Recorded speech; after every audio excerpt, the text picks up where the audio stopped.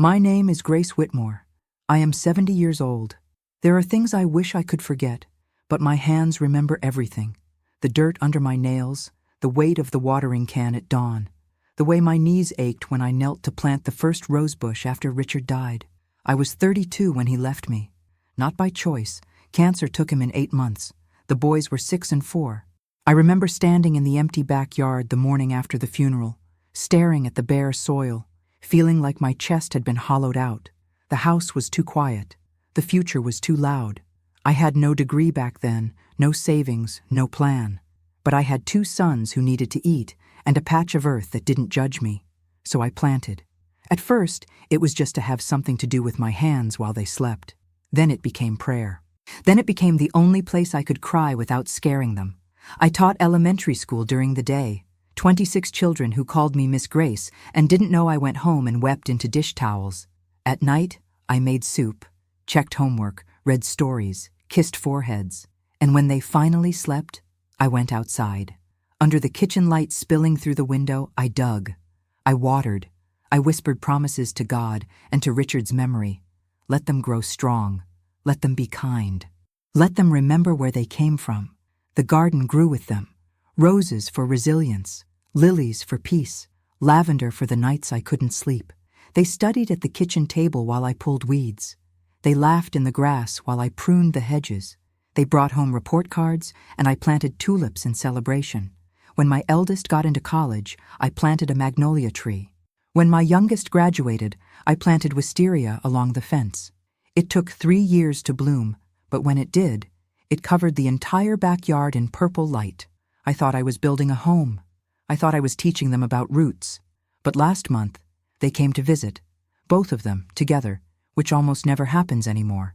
And they sat me down at that same kitchen table where I used to help them with fractions and spelling tests. They said the house was too much for me now. They said I was getting older. They said my hands shake when I hold things. And then they said the word that broke me: progress. They want to sell the house, tear down the garden, build something modern, something profitable. They have already spoken to a developer. They brought papers for me to sign.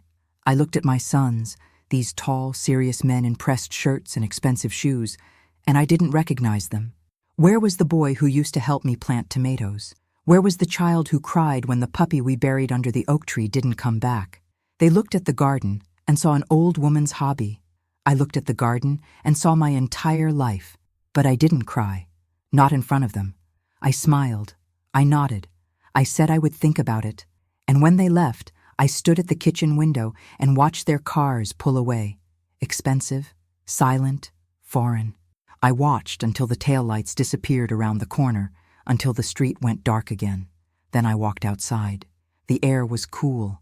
The sky was that deep shade of purple that comes just before night swallows everything. I could hear the wind moving through the magnolia leaves, the soft hum of crickets waking up in the grass. I walked past the roses, past the lilies, past the stone bird bath Richard built with his own hands the summer before he got sick. I stopped in front of the oldest rosebush, the one I planted the week after his funeral, when I was so numb I could barely feel my own heartbeat. It was still there, thick, gnarled, stubborn.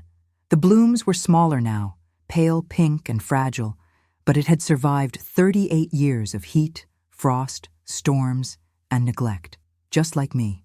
I knelt down slowly. My knees protested, but I didn't care, and I started digging with my bare hands. The soil was soft from yesterday's rain. It gave way easily, dark and cool against my palms. I dug until my fingers hit something solid, plastic. I pulled it free, brushed off the dirt, and held it up to the porch light. A letter, sealed in a sandwich bag, folded twice, the paper yellowed, but still intact. I had forgotten it was there, but the earth remembered. I sat back on my heels, the letter trembling in my hands, not from age, but from something deeper. Something I had buried so long ago, I convinced myself it didn't matter anymore. But it did. It always had. I opened the bag carefully, unfolded the paper, and read the words I had written to myself on the worst night of my life. And everything changed. The letter was dated April 19th, 1987. The night I wrote it, I had been a widow for 6 days. I remember sitting at this same kitchen table, The boys asleep upstairs, the house so quiet I could hear my own breathing. I had just come back from the bank. They told me Richard's life insurance wouldn't cover the mortgage. They told me I needed to find work immediately. They told me, in polite banker language, that I was on my own. I had cried so much that week that I thought I had no tears left. But that night, sitting alone in the dark, I broke. I didn't know how I was going to feed my children. I didn't know how I was going to keep the lights on. I didn't know how to be both mother and father, teacher and provider, strong and soft at the same time. So I did the only thing I could think of. I wrote myself a letter, not to read later, not to remember, but to bury, like a vow, like a contract with God and the earth and my own stubborn heart. I walked outside in my nightgown, barefoot, and I dug a hole beside the rosebush I had planted that morning. I folded the letter, sealed it in plastic, and buried it deep. And I made a promise. I will not give up. I will not sell this house. I will not let my children grow up without roots. Then I covered it with soil, patted it down, and went back inside. I never told anyone. I never looked for it again. Until now. Sitting in the garden with dirt under my nails and the letter shaking in my hands, I read the words I had written 38 years ago. Grace, if you are reading this, it means you survived. It means the boys are grown. It means you kept your promise. Do not let anyone take this house. Do not let anyone erase what you built. The garden is not just flowers. It is your testimony. It is proof that love does not die when the person leaves. Richard is in every root. You are in every bloom. If they try to tear it down, remind them. Some things are not for sale. I folded the letter carefully and pressed it against my chest. I had forgotten how strong I used to be.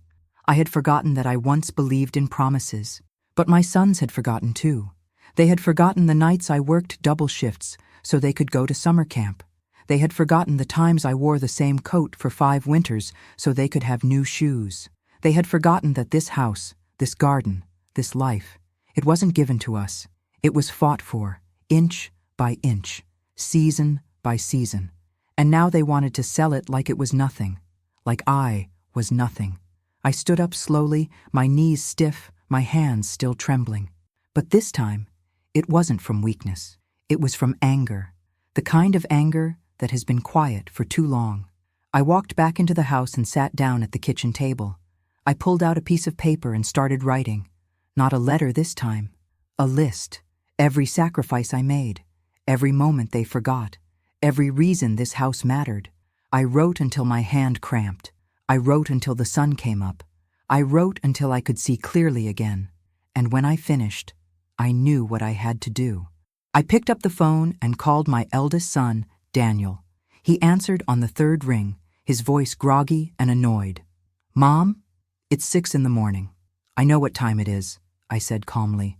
I need you and your brother to come over this afternoon. There is something I need to show you. There was a pause. Is this about the house? Yes.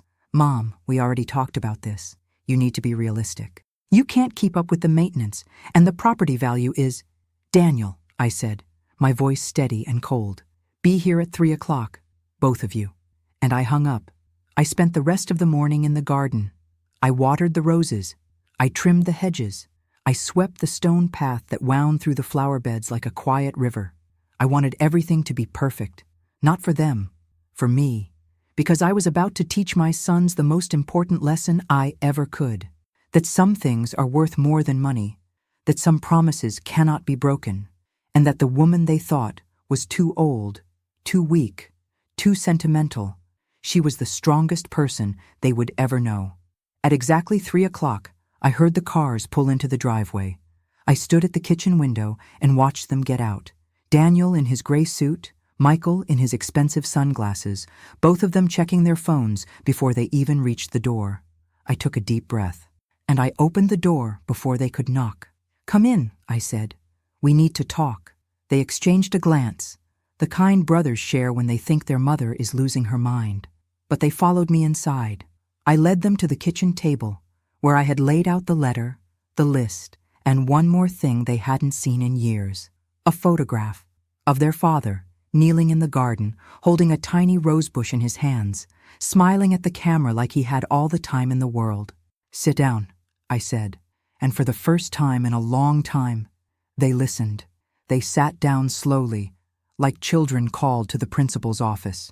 Daniel folded his hands on the table. Michael took off his sunglasses and set them beside the photograph. Neither of them spoke. I stood at the head of the table, the way I used to when they were young, and I needed them to listen carefully. I didn't sit. I wanted them to see me standing. "Do you remember this picture?" I asked, pointing to the photograph of their father. Daniel leaned forward and studied it. His face softened for just a moment. "Yeah," he said quietly. "Dad planted that rosebush for you. It was your birthday." Michael nodded. "I remember. He made us help dig the hole. I got dirt all over my new shoes and you got mad at me." I smiled faintly. "You were 7 years old. You cried because you wanted to go back inside and watch cartoons." Michael looked down, almost embarrassed. "That rosebush is still alive," I said. "It is the oldest thing in this garden, and it is still blooming. Your father planted it with his own hands 3 months before he got sick. He told me that day that no matter what happened, he wanted me to have something beautiful to look at, something that would last." I paused, letting the memory settle over the room like dust in sunlight. When he died, I didn't know how I was going to survive. I was 32 years old. I had 2 little boys, a mortgage I couldn't afford, and a future I couldn't see. The bank told me to sell the house. My own mother told me to move back home. Everyone told me I couldn't do it alone. But I made a promise. I reached across the table and picked up the yellowed letter, still sealed in its plastic bag. "The night after your father's funeral, I wrote this letter to myself. And I buried it in the garden under that same rosebush because I needed to believe that I could keep going, that I could give you a home, that I could be enough." I set the letter down in front of them. Daniel stared at it. Michael frowned. "What does it say?" Daniel asked. I told myself that I would not give up, that I would not sell this house, that I would raise you both here, in the only place your father ever called home. And I did. For 38 years, I kept that promise. Michael shifted in his chair. "Mom, we're not trying to erase Dad's memory. We just think—" "You think I'm too old," I said, cutting him off.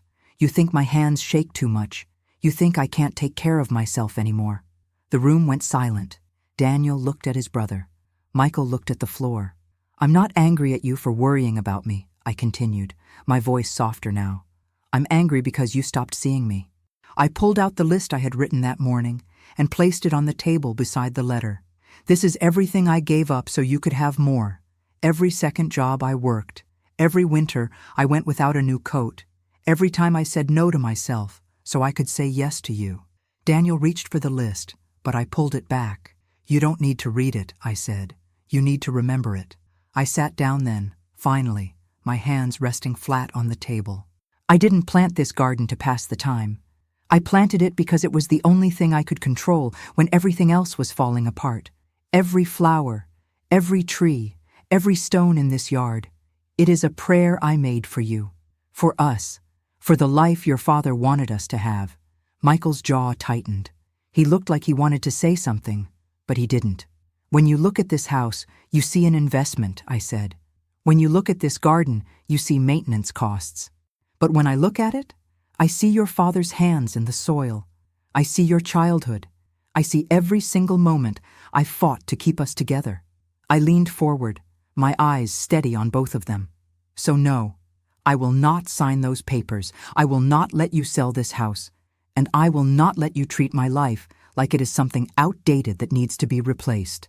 The silence stretched long and heavy. Finally, Daniel spoke, his voice barely above a whisper. "Mom, we didn't know you felt this way." I looked at him, really looked at him, and saw the boy he used to be, the one who used to sit on the porch steps and help me shell peas, the one who cried when his hamster died and asked me if heaven had gardens. "That's because you stopped asking," I said gently. Michael cleared his throat. He looked uncomfortable, like he was trying to find the right words and couldn't. "We thought we were helping," he said finally.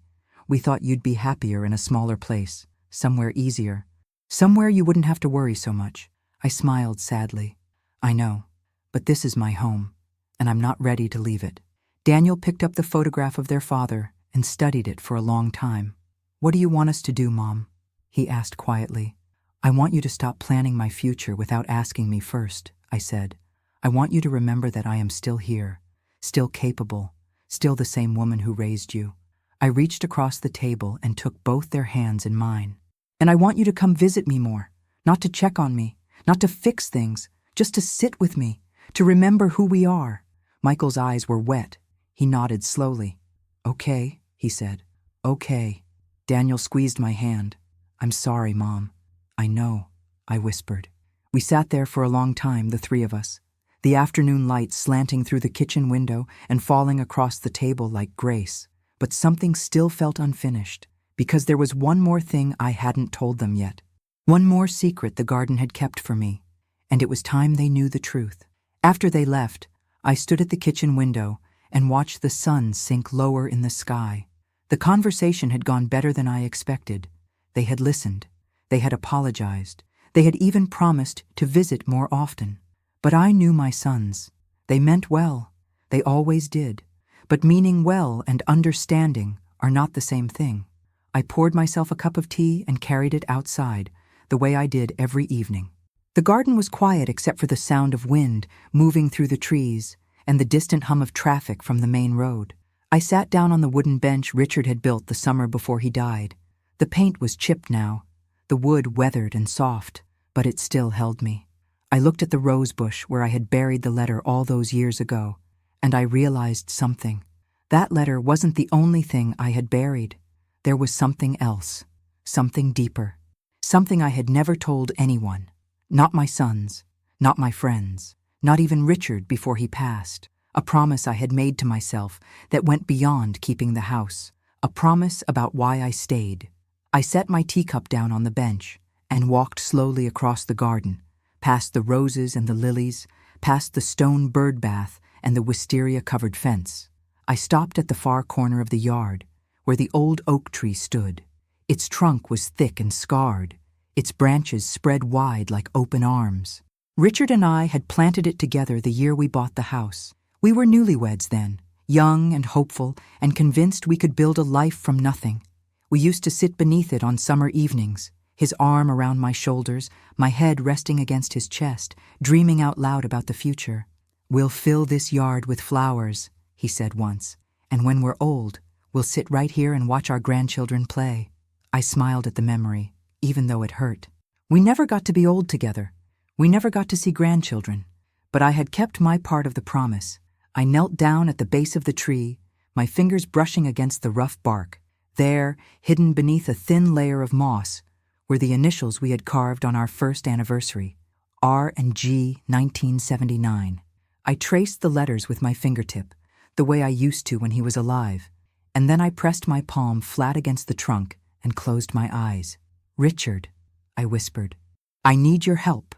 The wind picked up, rustling the leaves above me. For a moment, it almost sounded like a voice. I opened my eyes and looked up through the branches. The sky was turning pink and gold, the way it always did just before dusk. The light filtered through the leaves and fell across my hands like benediction. I took a deep breath and stood up. There was something I needed to do, something I should have done a long time ago. I walked back to the house and went upstairs to the bedroom I used to share with Richard.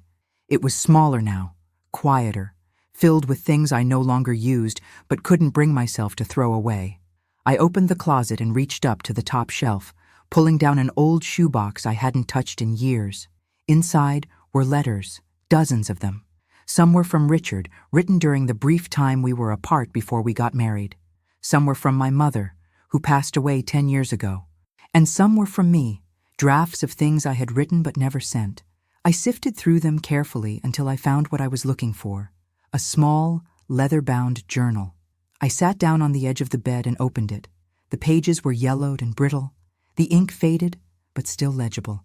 I had started writing in it the week after Richard died, when the grief was so heavy I couldn't speak out loud. Writing was the only way I could breathe. I flipped through the entries slowly, reading my own words from decades ago. April 20th. I don't know how to do this. I don't know how to be alone. May 3rd. The boys asked when Daddy is coming home. I told them he's watching over us. I don't know if I believe that, but I need them to. June 15th. I planted a garden today. I don't know why. Maybe because I need to believe something can still grow. I kept reading, page after page, year after year. And then I found the entry I had been looking for. It was dated October 9th, 1992, 5 years after Richard died. The boys are doing well. Daniel made honor roll. Michael is playing soccer. They are growing into good young men. But I am tired, so tired. Sometimes I wonder if I should sell the house, move somewhere smaller, start over. Maybe it would be easier. Maybe they wouldn't notice. But then I think about the garden, about the oak tree, about the promise I made. And I realize this is not just about them. This is about me too. I stayed because I needed to prove that I could. I stayed because leaving would mean admitting that I failed. I stayed because this house is the only place I still feel him, and I am not ready to let go. I closed the journal and pressed it against my chest. That was the truth I had never told anyone. I didn't just stay for my sons. I stayed for myself. Because this house, this garden, this life, it was proof that I had survived, that I had built something beautiful out of grief, that I was stronger than I ever thought I could be. And my sons didn't understand that. They saw an old woman clinging to the past, but I saw a woman who had earned the right to decide her own future. I put the journal back in the shoebox and carried it downstairs. I set it on the kitchen table, next to the letter and the photograph. And I knew what I had to do next. I had to show them the whole truth, not just the parts that made me look strong, but the parts that made me human, because that was the only way they would truly understand, the only way they would see me not as their mother, but as Grace, a woman who loved, a woman who lost, a woman who chose to stay, and a woman who was not finished yet. The next morning I woke before dawn. I had barely slept. My mind kept circling back to the conversation with my sons, to the journal entries I had read, to the weight of all the years pressing down on my chest like stones. I made coffee and stood at the kitchen window, watching the sky turn from black to gray to pale blue. The garden was still. The flowers were closed, waiting for the sun. I felt the same way, waiting. For what, I wasn't sure. Maybe for courage, maybe for clarity, maybe just for the strength to keep going. I carried my coffee outside and sat on the bench, wrapped in Richard's old cardigan. It was too big for me now, the sleeves hanging past my fingertips, but it still smelled faintly of him. Or maybe I just imagined it did. Either way, it comforted me. I looked at the rosebush where I had buried the letter, at the oak tree where we had carved our initials, at the magnolia tree I had planted when Daniel went to college, at the wisteria that bloomed every spring without fail, no matter how harsh the winter had been. Every corner of this garden held a memory. Every flower was a prayer. And I realized something that morning, sitting in the half-light with my hands wrapped around a warm mug, that I had known all along but never said out loud. I was not fighting to keep the house. I was fighting to keep myself. Because without this place, without these roots, I didn't know who I was anymore. I was Grace, Richard's widow. Grace, Daniel, and Michael's mother. Grace, the retired school teacher who lived alone in the old house on Maple Street. But who was I beyond that? Who was I when no one was watching? The question sat heavy in my chest. I finished my coffee and went back inside. I needed to do something. Anything. I couldn't just sit and wait for my sons to decide my fate. So I did what I always did when I felt lost. I cleaned. I scrubbed the kitchen counters. I swept the floors. I dusted the bookshelves in the living room, the ones Richard had built with his own hands, the ones that still held the books we used to read together on rainy afternoons. I worked until my back ached and my hands were raw. And then I heard a knock at the door. I froze. It was only 9 in the morning. My sons never came by this early. I wiped my hands on my apron and walked to the front door, my heart beating a little faster than it should. When I opened it, I found a woman standing on my porch. She was younger than me, maybe 50, with kind eyes and a gentle smile. She wore a simple dress and carried a basket covered with a checkered cloth. "Hello," she said softly. "You're Grace, aren't you?" I nodded slowly, confused. "Yes." "Do I know you?" She shook her head. "No, but I know you. My name is Ellen. I used to be one of your students." I blinked, studying her face, searching for the child I might have taught decades ago. And then I saw it, the freckles across her nose, the way she tilted her head slightly to the left when she spoke. "Ellen Parker," I whispered. She smiled wider. "Ellen Morrison now. But yes, you taught me in second grade." I pressed a hand to my chest, overwhelmed. My goodness, that was almost 40 years ago. 42, she said with a soft laugh. "But I never forgot you." I didn't know what to say. She lifted the basket. "I heard from a friend that you might be going through a difficult time. I just wanted to bring you something, a small thank you for everything you did for me back then." I shook my head, my throat tight. "You didn't have to do that." "I know," she said, "but I wanted to." She handed me the basket. Inside were fresh muffins, still warm, wrapped in cloth. "You were the first person who ever told me I was smart," Ellen said quietly. "I was a shy little girl. I stuttered when I read out loud. The other kids made fun of me. But you stayed after school with me every day for months, helping me practice. You never made me feel stupid. You never gave up on me." I felt tears prick the corners of my eyes. "I went on to become a speech therapist," she continued. "I've spent my whole career helping children find their voices, and it all started because of you." I didn't know what to say. I had taught so many children over the years, hundreds of them, thousands, maybe. I never knew what happened to most of them after they left my classroom. But here was one, standing on my porch, telling me I had mattered. "Thank you," I whispered. "You have no idea how much I needed to hear that today." She reached out and squeezed my hand.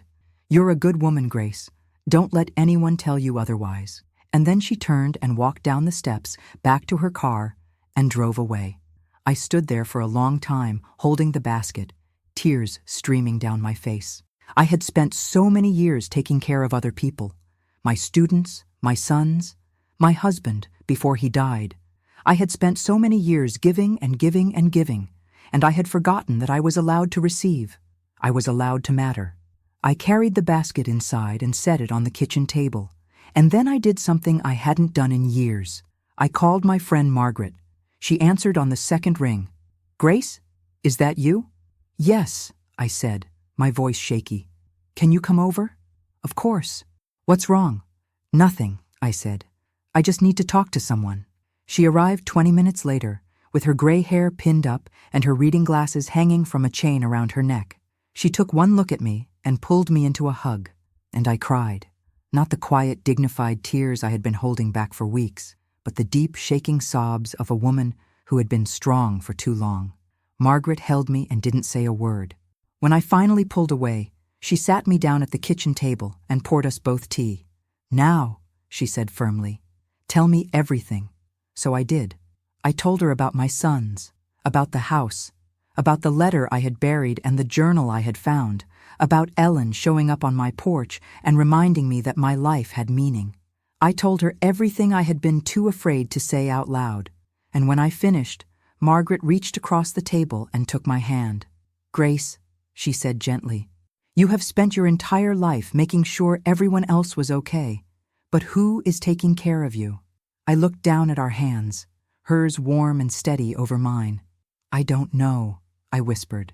She leaned forward, her eyes fierce and full of love. "Then it's time you started." And for the first time in a long time, I believed her. Margaret stayed with me for the rest of the morning. We sat at the kitchen table and talked the way we used to when our children were young and our husbands were still alive. Back then, we would meet for coffee every Thursday morning, sharing stories and complaints and dreams while our boys played in the backyard. But life got busy. The years passed. We still called each other on birthdays and holidays, but those long, unhurried conversations had become rare. I had forgotten how much I needed them, how much I needed her. She listened without judgment as I poured out everything I had been holding inside. The fear, the loneliness, the anger I felt toward my sons for treating me like I was fragile, the guilt I felt for being angry at all. And when I finally ran out of words, she sat back in her chair and looked at me with the kind of clarity only an old friend can offer. "You know what your problem is, Grace?" she said gently. I shook my head. "You've spent so long being the strong one that you forgot you're allowed to be tired. You forgot you're allowed to ask for help. You forgot you're allowed to say no." I looked down at my hands, folded in my lap. They were trembling again, the way they had been for months now. A slight shake that I tried to hide, that I was ashamed of, as if my own body was betraying me. Margaret reached across the table and covered my hands with hers. "There is nothing weak about needing rest," she said firmly. "There is nothing shameful about getting older, and there is certainly nothing wrong with wanting to keep the life you built." I felt tears well up again, but this time I didn't try to stop them. "I just don't know how to make them understand," I whispered. "I don't know how to make them see that this house is not just walls and a roof. It's Richard. It's their childhood. It's every sacrifice I ever made. It's me." "Then show them," Margaret said simply. I frowned. "Show them what?" "Everything. Show them the garden. Show them the journal. Show them the letter. Show them the woman you were before you became their mother. Show them grace." I sat with that for a moment, letting it settle. She was right. My sons only knew one version of me. The mother who packed their lunches and drove them to soccer practice and helped them with their homework. The woman who was always there, always steady, always sacrificing.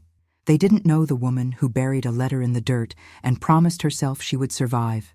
They didn't know the woman who cried herself to sleep for 2 years after their father died.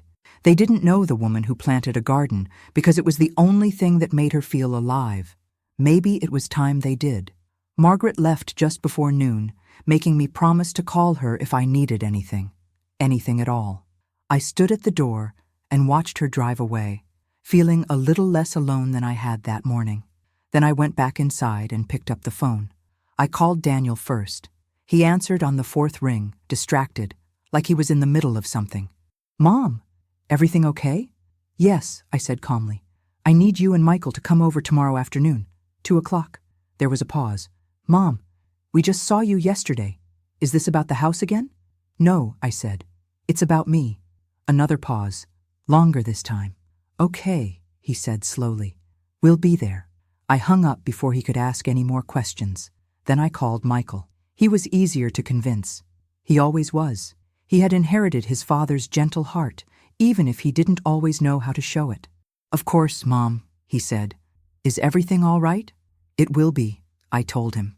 That night, I couldn't sleep. I lay in bed staring at the ceiling, my mind spinning with everything I wanted to say, everything I needed them to hear.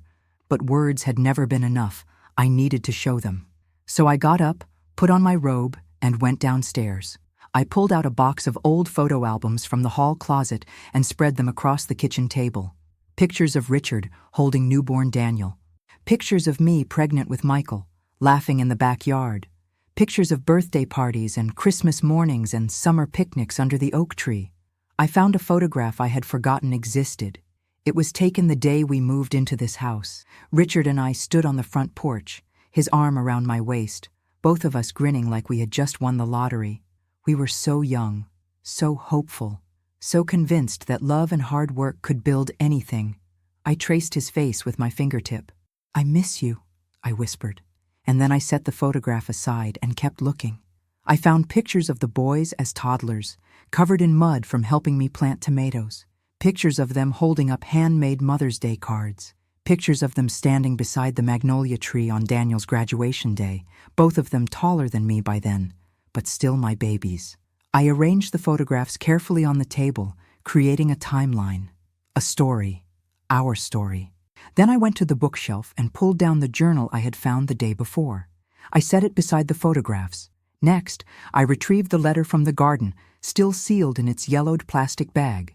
I placed it at the center of the table like an anchor. And finally, I went outside. The night was cool and clear, the stars scattered across the sky like seeds. I walked through the garden slowly, my feet remembering the path even in the darkness. I stopped at the rosebush and knelt down, my knees protesting but holding. I dug carefully until I found what I was looking for. Another plastic bag, another letter. I had forgotten about this one too. I had buried it years later, on the night Daniel left for college. I had been so proud of him, so terrified of being alone, so unsure of who I was without someone to take care of. I brushed the dirt off the bag and held it up to the moonlight. 2 letters now. 2 promises. 2 versions of myself I had buried because I thought they were too painful to remember. But they weren't painful. They were proof. Proof that I had always been stronger than I believed. I carried both letters back inside and placed them on the table with everything else. Then I stepped back and looked at what I had created. A memorial, a testimony, a map of a life. This was what I would show my sons tomorrow. Not just the house, not just the garden, but me, all of me. The woman who loved, the woman who lost, the woman who fought, the woman who planted flowers in the dirt because she refused to give up. I sat down at the table and stared at the photographs, the letters, the journal, and for the first time in weeks, I felt something shift inside me. Not peace exactly, but purpose. I knew what I had to do. I knew what I had to say, and I was ready. Tomorrow, my sons would come to this house expecting another conversation about selling, but instead, they would get the truth, the whole truth. And whatever happened after that, I would face it standing, not as their mother, but as Grace Whitmore, a woman who had earned the right to decide her own ending. I went to bed that night and slept deeply for the first time in months. And when I woke the next morning, the sun was streaming through my window like a promise. It was time. I spent the morning preparing, not cooking or cleaning the way I usually did when my sons came to visit, but preparing my heart. I made tea and sat in the garden, letting the sun warm my face. I watched the bees move from flower to flower, patient and purposeful. I listened to the wind in the magnolia leaves, the sound like whispered prayers. I thought about everything I wanted to say, everything I needed them to hear. At 1:30, I went inside and changed into the dress Richard always said made my eyes look like the sky. It was old-fashioned now, out of style, but I didn't care. I wanted to feel like myself, not the woman they thought I was, but the woman I had always been. At exactly 2 o'clock, I heard the cars pull into the driveway. I stood at the kitchen window and watched them get out. Daniel in his suit, even on a Saturday. Michael in jeans and a button-down shirt, his sunglasses pushed up on his head. They walked up the path side by side, and for a moment, I saw them as the little boys they used to be. Daniel serious and responsible, even at 6 years old. Michael softer, more sensitive, the one who cried when we had to give away the stray cat he had been feeding.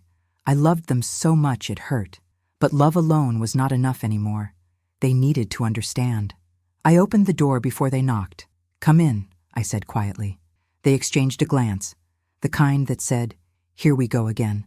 But they followed me inside. I led them to the kitchen, where everything was waiting.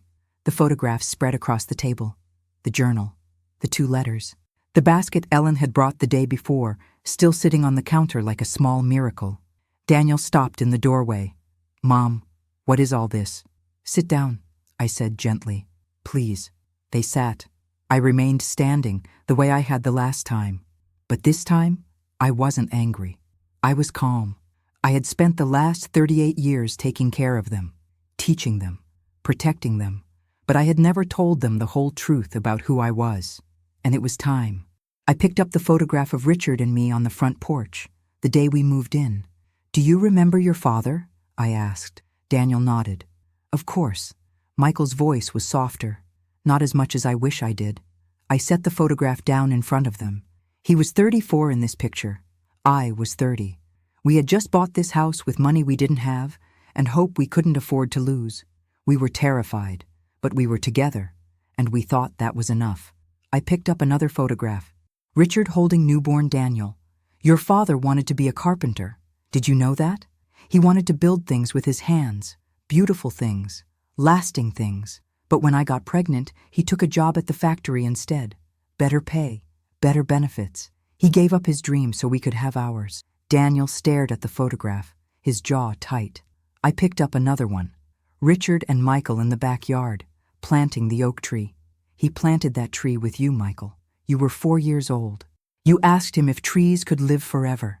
He told you that if you took care of them, they could outlive you. He told you that was the most important thing a person could do. Leave something behind that would keep growing after they were gone." Michael's eyes were wet. I set the photograph down and picked up the journal. "When your father died, I didn't know how to keep going. I was 32 years old.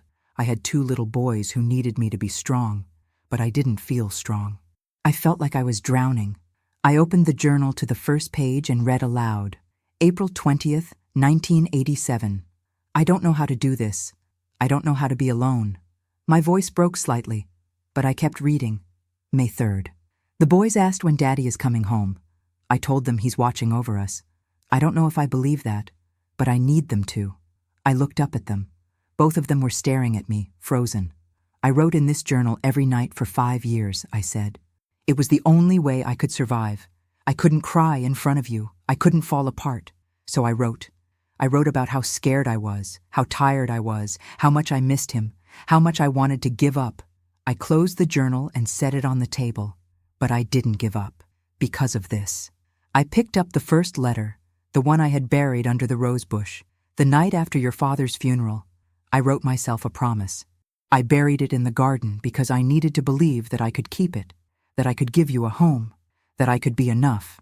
I unsealed the plastic bag and unfolded the letter carefully, and I read it to them. Grace, if you are reading this, it means you survived. It means the boys are grown. It means you kept your promise. Do not let anyone take this house. Do not let anyone erase what you built. The garden is not just flowers. It is your testimony. It is proof that love does not die when the person leaves. Richard is in every root. You are in every bloom. If they try to tear it down, remind them, some things are not for sale. The room was silent. Daniel was staring at the letter like it was written in a language he didn't understand. Michael was crying. I set the letter down and picked up the second one. This one I buried years later, on the night you left for college, Daniel.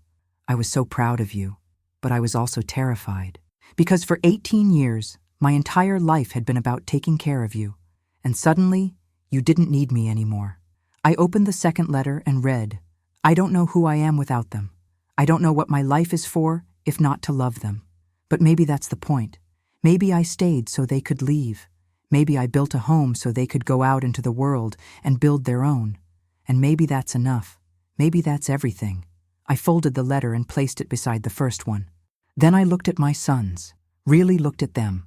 I didn't stay in this house because I was too stubborn to leave, I said quietly. I stayed because it was proof that I had survived the worst thing that ever happened to me. I stayed because every flower, every tree, every stone in this garden is a prayer I made for you. I stayed because this is where your father lived, and this is where I learned to live without him. I sat down then, finally, my hands resting flat on the table. You think I'm too old to take care of this place. You think my hands shake too much. You think I'm holding on to the past. I looked at Daniel, then at Michael. But this is not the past. This is my life, and I am not finished living it. The silence stretched long and heavy. Finally, Michael spoke, his voice thick with tears. Mom, I had no idea. Daniel wiped his eyes roughly. We should have asked. We should have listened. I reached across the table and took both their hands. I'm not angry at you, I said softly, but I need you to see me, not as your mother, not as someone who needs to be taken care of, but as Grace, a woman who has lived and loved and lost and survived, a woman who gets to decide what happens next. Daniel squeezed my hand. What do you want, Mom? Tell us. I took a deep breath. I want to stay in this house for as long as I can. I want you to stop treating me like I'm fragile.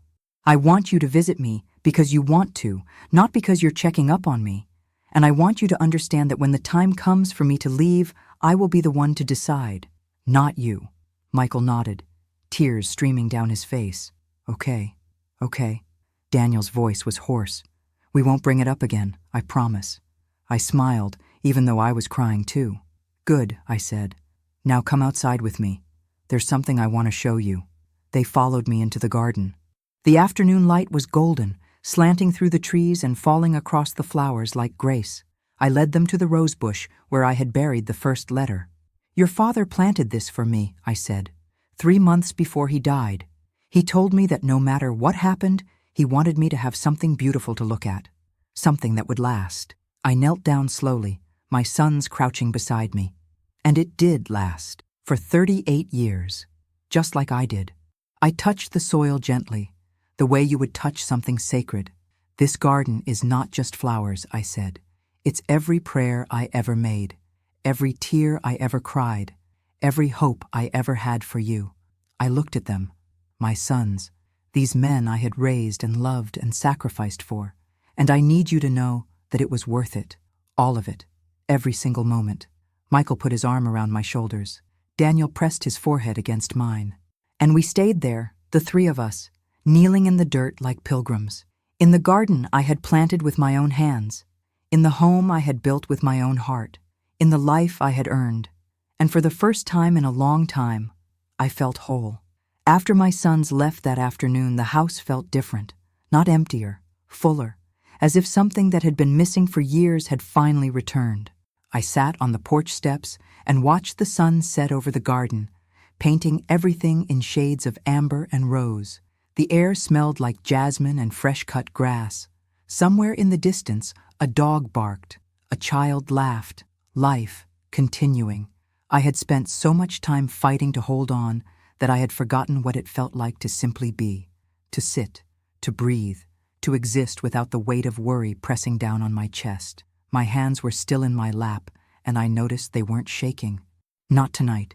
I looked down at them. These old hands that had held babies and planted roses and signed report cards and buried letters. Hands that had trembled with fear and exhaustion but had never stopped working. They were enough. I was enough. The next few weeks passed quietly. Daniel called every Sunday evening, the way he used to when he first moved away for college. We talked about his work, about his wife, about ordinary things that didn't carry the weight of unspoken tension. Michael stopped by twice, unannounced, just to sit on the porch and drink iced tea. He didn't check the gutters, or inspect the roof, or make suggestions about what needed fixing. He just sat with me, and that was everything. But something else began to happen. People started showing up. First, it was Ellen, the former student who had brought me muffins. She came by on a Thursday afternoon with her daughter, a shy teenager who reminded me so much of Ellen at that age. "I wanted Sarah to meet you," Ellen said. "I've told her so many stories about the teacher who changed my life." The girl looked at me with wide, curious eyes. "Did you really stay after school every day to help my mom learn to read?" she asked. I smiled. "I did. Your mother was one of the bravest students I ever taught." Ellen's eyes filled with tears, and she squeezed my hand. A week later, another former student appeared. A man in his 40s named Marcus, who I barely recognized until he smiled and I saw the gap between his front teeth that he'd had as a child. "Miss Grace," he said, his voice warm and deep, "I heard you were still living here. I had to come by and say thank you." "Thank you for what?" I asked, genuinely confused. "For believing in me when no one else did. For telling me I was smart even though I failed every test. For keeping me after school not to punish me, but to teach me that I mattered." I pressed a hand to my chest, overwhelmed. "You were never a failure, Marcus. You just learned differently." He nodded. "I know that now. I'm a high school principal now, and every time I meet a kid who's struggling, I think of you. I think of what you did for me." He handed me a small potted plant wrapped in ribbon. "For your garden," he said. After he left, I sat at the kitchen table and cried. Not from sadness, from gratitude. I had spent so many years thinking my life was small, that my impact was limited to my 2 sons and the quiet walls of this house. But I had been wrong.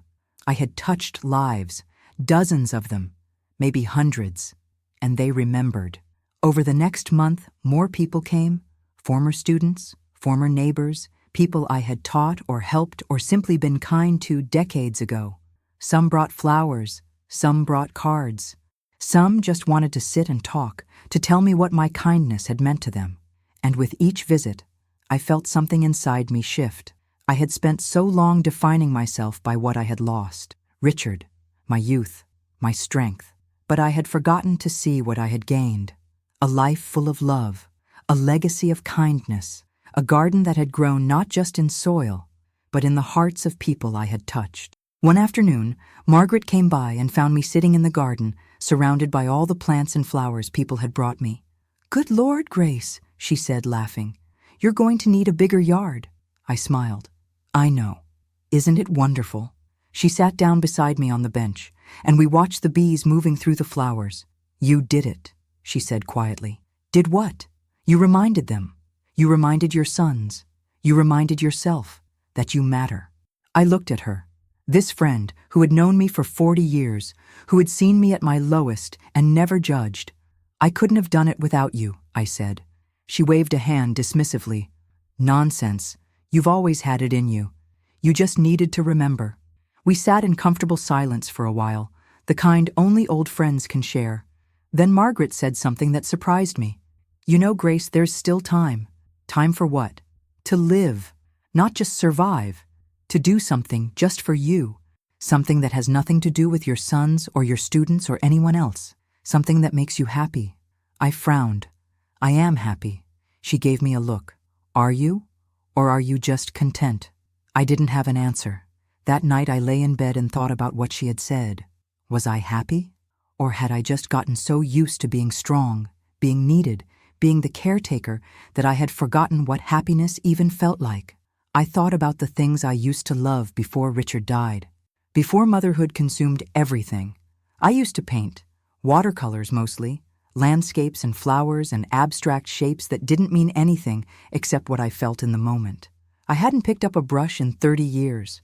I used to read poetry, not for school, not for teaching, but just for myself. Late at night when the house was quiet, I would curl up with a book and lose myself in someone else's words. I couldn't remember the last time I had done that. I used to dance. In the kitchen, when Richard and I were young, he would put on a record and pull me close, and we would sway together, laughing and kissing and believing we had all the time in the world. I hadn't danced in decades. The next morning, I woke with a strange sense of purpose. I got dressed, ate breakfast, and did something I hadn't done in years. I drove to the art supply store in town. The young woman behind the counter looked up when I walked in, surprised to see someone my age browsing the aisles. Can I help you find something? She asked. Yes, I said. I need watercolors, and brushes, and paper. Good paper. She smiled. Are you taking a class? No, I said. I'm just remembering who I used to be. I spent $200 that day. More than I should have. More than I needed to. But I didn't care. When I got home, I set everything up on the kitchen table. I filled a jar with water. I squeezed paint onto a palette. I picked up a brush, and I painted. At first, my hand was uncertain. The colors bled together in ways I didn't intend. The shapes were clumsy and childish. But I didn't stop. I painted the garden. I painted the rosebush. I painted the magnolia tree and the oak tree and the wisteria-covered fence. I painted Richard's face from memory, the way he looked the day we moved into this house. I painted my sons as children, covered in mud and laughter. I painted until the light faded and my back ached and my hands were stained with color. And when I finally stepped back and looked at what I had created, I saw it. Not perfection, but life. My life. In all its messy, beautiful, imperfect glory. I hung the paintings on the walls of the kitchen where I could see them every day, and for the first time in a long time, I felt something I thought I had lost forever. Joy. Not happiness that depended on someone else, but joy that came from within, from remembering who I was before the world told me who I had to be. That night, Daniel called. Mom, he said, I was thinking. Would you want to come over for dinner this weekend? Just you, me, and the family. No talk about the house, no pressure, just dinner. I smiled. I would love that. And Mom? Yes? Thank you. For everything you showed us. For everything you said. I see you now. I really do. My throat tightened. Thank you for listening. After we hung up, I walked outside into the garden. The stars were out, scattered across the sky like seeds of light. I looked up at them, the way I used to when Richard was alive, when we would stand together in this same spot and dream about the future. I miss you, I whispered to the night, but I'm okay. I'm really okay. And I meant it, because I had finally learned the hardest lesson of all, that letting go doesn't mean forgetting, that moving forward doesn't mean leaving the past behind, that I could honor what was while still embracing what is. I was Grace Whitmore, widow, mother, teacher, gardener, painter, woman, and I was not finished yet. The dinner at Daniel's house was different from any visit I had had with my sons in years. His wife, Catherine, greeted me at the door with a genuine smile and a hug that lasted longer than usual. Their 2 children, Emma and Jacob, my grandchildren, ran to me with an enthusiasm I hadn't seen in a while. "Grandma!" Emma shouted, throwing her arms around my waist. "Dad said you're an artist now." I laughed, surprised. I wouldn't call myself an artist, sweetheart. I just paint a little. Can you teach me? She asked, her eyes bright with excitement. I would love to, I said, my heart swelling. Dinner was warm and easy. We talked about school and work and the garden. Catherine asked about my paintings, genuinely curious. Daniel told stories about his childhood that I had forgotten, stories that made everyone laugh, and Michael showed up halfway through, unannounced, with a bouquet of flowers from his own garden. I thought you could use these, he said sheepishly, handing them to me. I've been trying to grow roses like yours. They're not as good, but I'm learning. I took the flowers and held them close, breathing in their scent. They're perfect, I whispered. After dinner, Daniel pulled me aside. Mom, there's something I want to talk to you about. My stomach tightened slightly, old instincts kicking in, but his face was calm, open. Catherine and I have been talking, he said, and we were wondering if maybe we could help you with the garden. Not take it over, not change anything, just help. Michael wants to be involved too. We thought maybe we could make it a family thing. Once a month, we all come over and work in the yard together. The kids would love it. And honestly, I think we would too. I stared at him, stunned. You want to help me in the garden? He nodded. I realized something after our last conversation. I spent so much time trying to fix things, trying to make everything easier for you, that I forgot to just be with you. I forgot that the garden isn't a burden. It's part of who you are, and I want my kids to know that. I want them to learn from you the way I should have been learning all along. Tears filled my eyes, but this time they were good tears. I would love that, I said. He hugged me then, the way he used to when he was little and needed comfort. And I realized that sometimes healing doesn't come all at once. It comes in small moments, in dinners and conversations, and offers to help with the garden, in sons who finally understand, in grandchildren who want to learn. The following Saturday, they all came over. Daniel and Catherine brought gardening gloves and a new set of tools. Michael brought mulch and fertilizer. Emma and Jacob brought enthusiasm and endless questions. We spent the entire afternoon working together. I showed Emma how to deadhead the roses, how to cut just above the leaf node so the plant would bloom again. She listened intently, her small hands careful and precise. I taught Jacob how to tell the difference between a weed and a flower, how to feel the roots and know whether to pull or protect. Daniel and Michael worked on the fence, repairing sections that had rotted over the years. Catherine planted new bulbs along the border, tulips and daffodils that would bloom in the spring. And I watched them, my family, working together in the garden I had built with my own hands. This was what Richard had wanted. This was what I had planted for. Not just flowers, but roots. By the time the sun began to set, we were all dirty and tired and happy.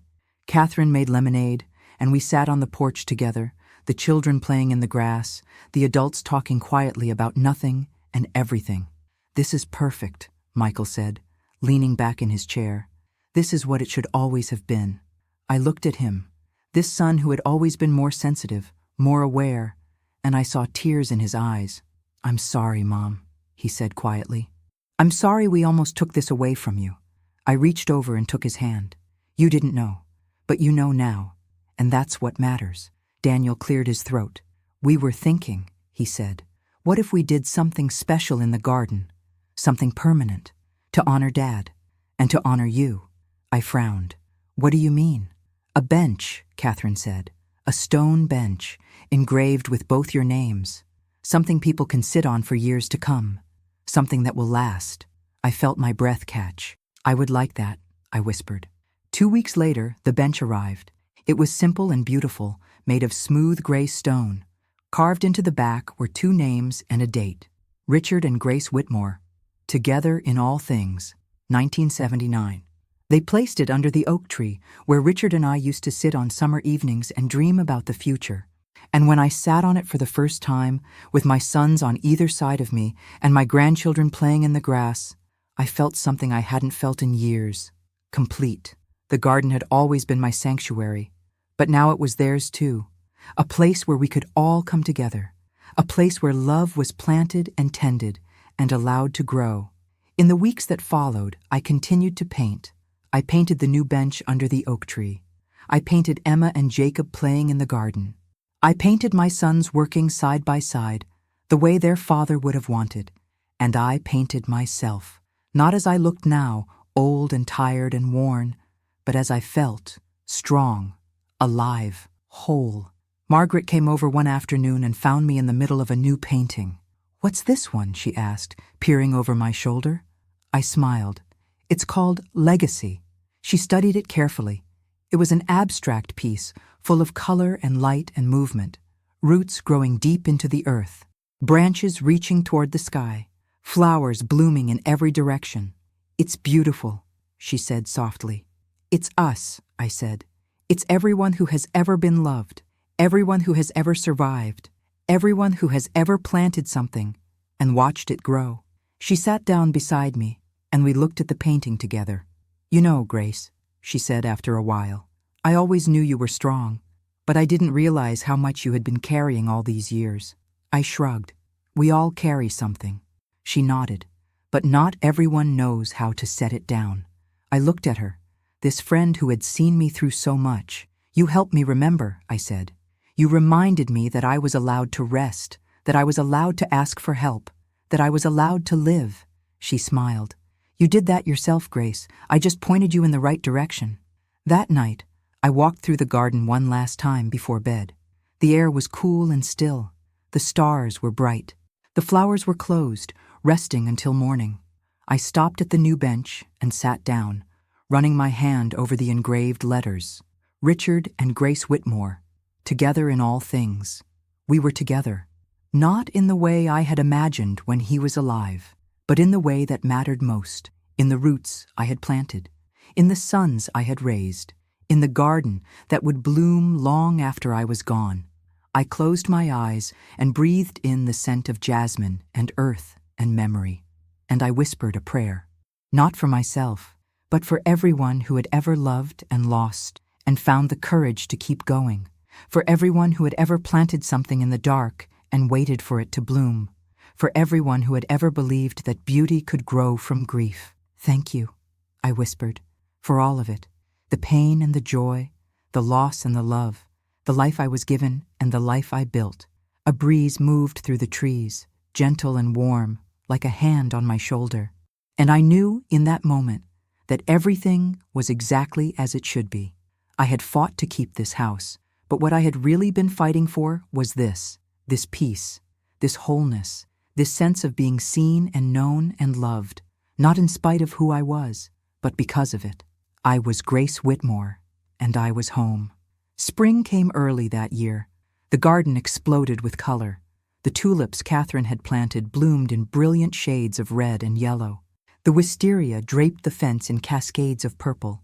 The rosebush, the oldest one, the one Richard had planted for me all those years ago, produced more blooms than it had in a decade. It was as if the earth itself was celebrating. I spent my mornings painting and my afternoons in the garden. Emma came by after school twice a week to learn watercolors. Jacob helped me plant vegetables in the back corner, where Richard and I used to grow tomatoes when the boys were small. Daniel and Michael kept their promise. Once a month, the whole family came over, and we worked together, side by side, our hands in the soil, our voices filling the air with laughter and stories. The garden had become what I always hoped it would be. Not just a place, but a legacy. One afternoon in late April, I was sitting on the bench under the oak tree when I heard a car pull into the driveway. I wasn't expecting anyone. I stood slowly and walked around to the front of the house. A woman was getting out of an old sedan, holding a folder in her hands. She was younger than me, maybe in her 50s, with graying hair pulled back in a loose bun. She looked nervous. "Can I help you?" I asked gently. She turned and saw me, and her face softened. "Are you Grace Whitmore?" "I am." She walked toward me, her steps hesitant.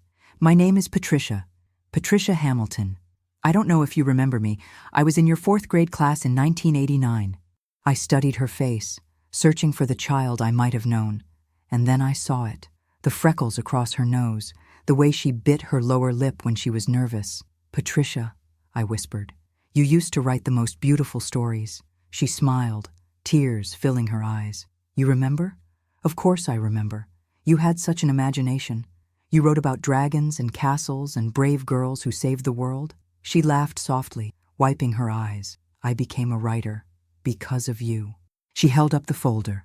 I just published my first novel. It took me 35 years, but I finally did it. And I wouldn't have if you hadn't told me that my words mattered, that my stories were worth telling. She handed me the folder. Inside was a printed copy of a book cover.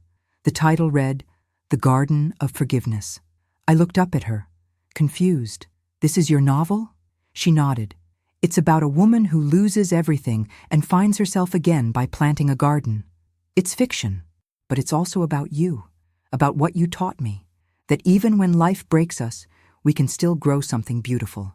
I stared at the cover, my hands trembling.